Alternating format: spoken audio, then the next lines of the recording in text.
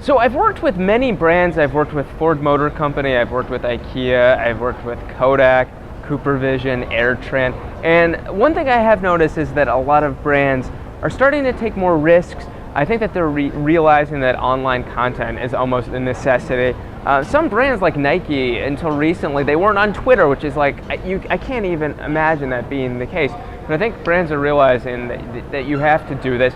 And I think that they're taking chances. I think that they realize that the stuff that people find entertaining and engaging is stuff that's authentic, and they're giving more control to content creators like me to do things. Like Ford Motor Company, for example, I pitched them 4 possible ideas, and they went with one of my ideas, and they let me do whatever I wanted. There was no creative notes other than their mark, do what you want, which is, for somebody like me, that's like winning the lottery, that I can make my living working with a brand like Ford and them just giving me free license. And I think that they realize that there's an enthusiasm in the work that shows up more in the work when they just hand over free reign.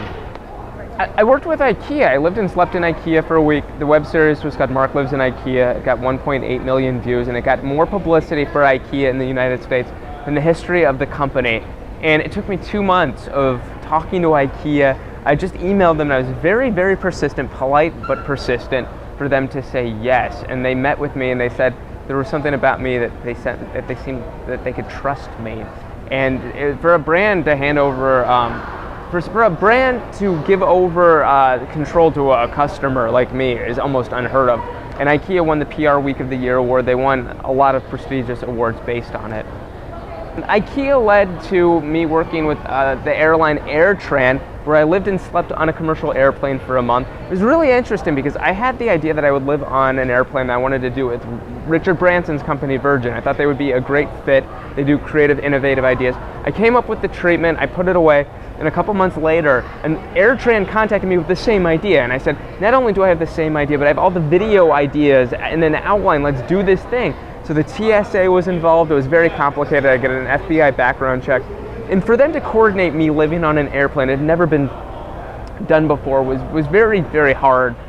But I got a Guinness World Record. It got for most flights in a month, and it got AirTran a lot of press. I was hired to promote their GoGo Wi-Fi. So I was tweeting to people. I was on Facebook while I was flying my 135 flights. But I did tell them that for the authenticity for this project, it needs to be about something more, which was my genuine fear of flying. And I feel like that was a good in to really make it authentic. And me being online just helped my sanity. So it was a really organic thing for me to be on Facebook and Twitter throughout the month. For Ford Motor Company, I did a project where I traveled across the U.S. for a month, attempting to get U.S. mayors to present me their key to the city just by asking. So I had 95 mayors that gave me their key to the city. I have a lot of keys in my apartment in Queens. If anyone has any suggestions what I should do with my keys, let me know.